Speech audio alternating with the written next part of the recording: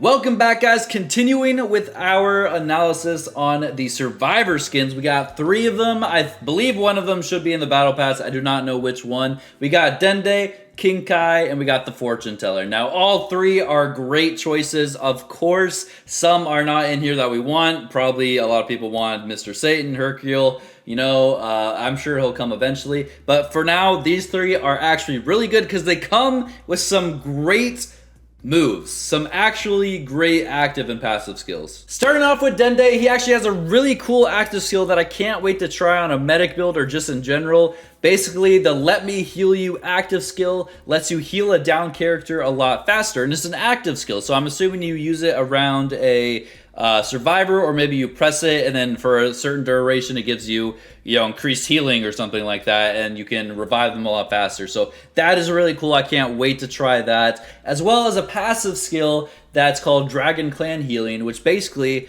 when you usually get up, you are still hit, you need a barrier, or if you have auto barrier recovery, you can get recover that health later. But Dende, as he revives you, you get that barrier back. He basically restores you to full health. Now, this is a little interesting. We don't know if, let's say, I start healing or start to revive someone, then a Dende comes in and he has that passive and he's also reviving. Maybe it has to be the first person to do it. I don't know. But we'll have to see in the future. But these are great active and passive skills. Now, of course, if you aren't one to actually go and help your team revive, these probably aren't going to be for you. But for those of us that actually use teamwork and play the game, these are great skills. I can't wait to try them. Moving on to King Kai, another great choice for a survivor skin. Just in general, the skin itself looks great. It's probably going to be fun to use. But for his active skill, it's called Telepathy. Basically, he can use this, and I think it takes a while to activate.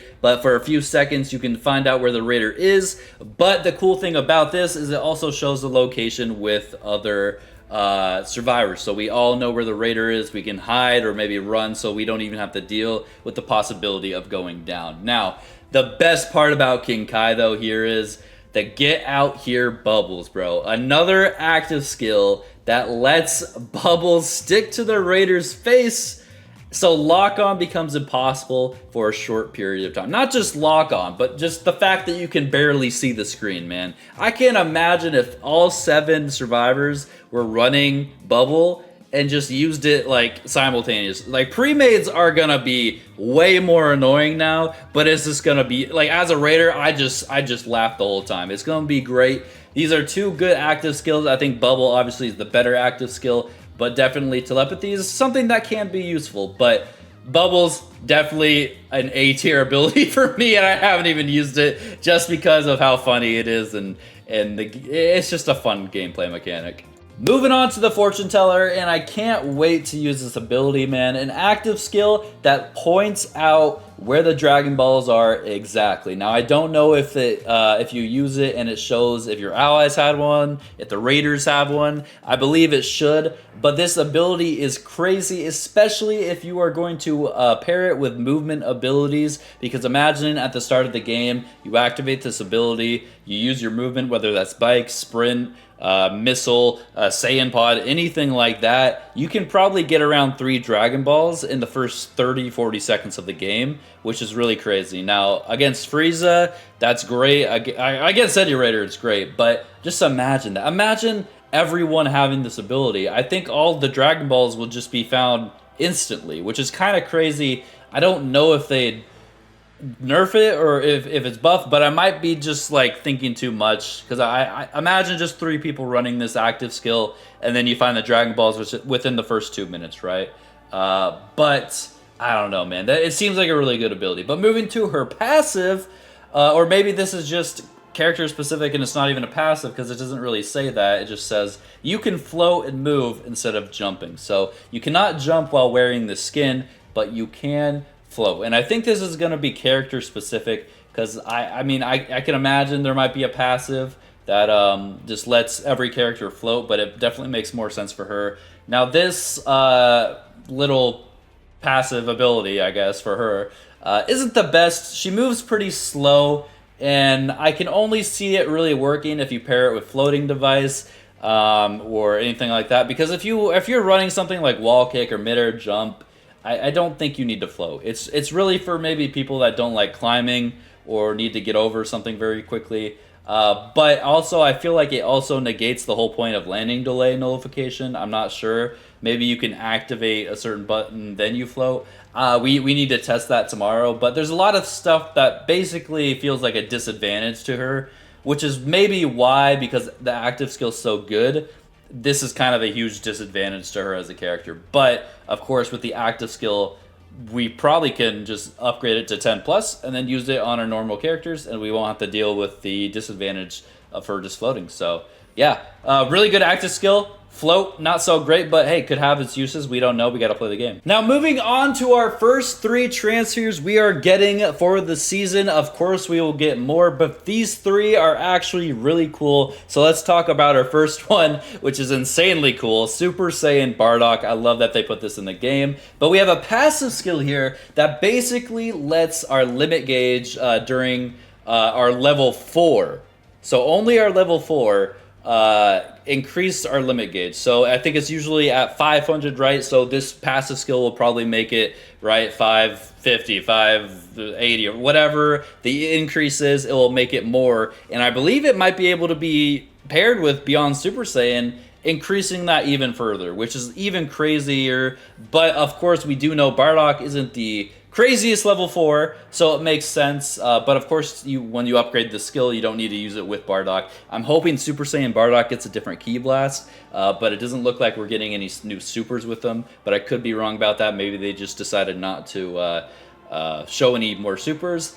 But very good passive skills just in general, especially if you're a Shenron user. I mean, imagine using Fortune Teller to get all the Dragon Balls, using this and Beyond Super Saiyan to just be the ultimate, you know, Shenron. It's kind of crazy. So moving on to his active skill, which is Instant Descent. So you can instantly land on the ground, I guess, just by activating the skill, which is actually a lot more useful than you think. If you need to get to the ground to avoid the Raider, to avoid the lock-on, or maybe just avoid a super, you can use this. Now, I also, of course, thought instantly pair it with landing delay nullification. Do you get the speed boost, especially when you are Bardock in D-Change? You just get the movement speed as flight as well. So I think it's actually a really good active skill. Not too many uses, but I think it'd be really, really great.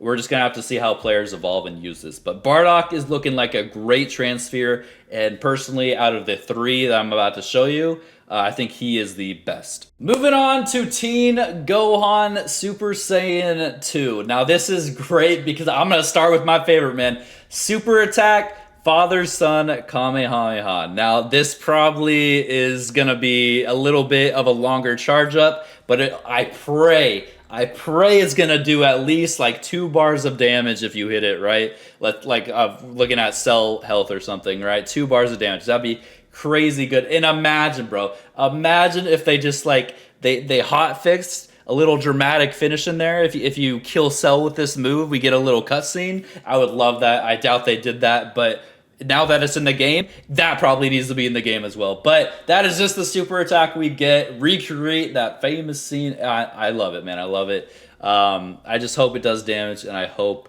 it's not too slow, right? But great. I love that they did this. We still don't have stuff like Final Flash, which is kind of crazy, but I'm okay with this as well. So moving to the passive skill, you're all going to pay. This is going to increase the limit gauge amount and damage dealt by collecting the souls which appear when allies leave the game. So I like how they said leave the game. So if you have a DC, I'm curious if that counts.